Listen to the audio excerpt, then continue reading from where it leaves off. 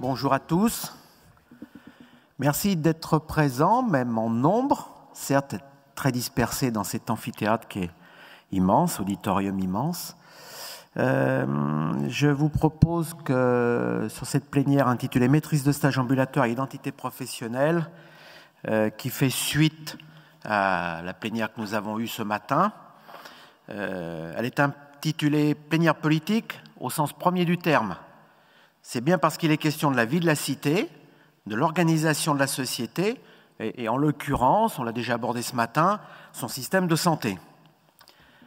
Vous le savez, la médecine générale a eu beaucoup de difficultés en France à ce que l'ensemble des acteurs et des décideurs reconnaissent ses missions et l'importance de son apport pour les patients comme pour les professionnels.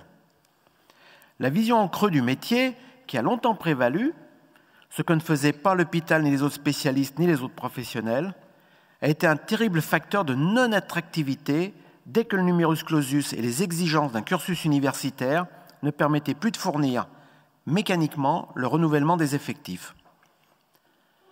La construction de l'identité professionnelle est difficile dans ce contexte.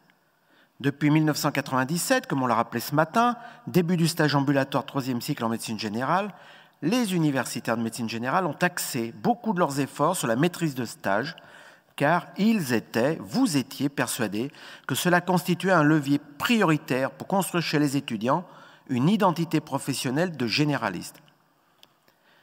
Il s'est en fait s'agi pendant longtemps du seul levier.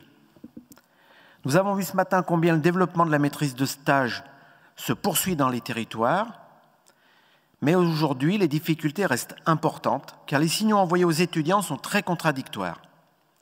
La maîtrise de stage reste un élément majeur pour construire cette identité. Les acteurs d'aujourd'hui peuvent se retrouver autour de ce levier.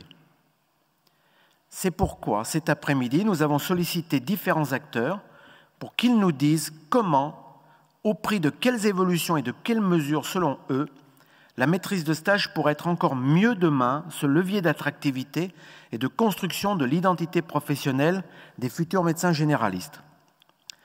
Pour cela, nous aurons une intervention en premier de Pierre Guillet, qui est premier vice-président de l'ISNARI-MG, suivi de Madame Clara Bonavion, présidente de l'AMNEF, le doyen de Tours, professeur Patrice Diot, représentant aussi cet après-midi la conférence des doyens, suivi d'une intervention du professeur Antoine Ténière, qui est conseiller santé de la DGSIP au ministère de l'Enseignement supérieur, de la Recherche et de l'Innovation.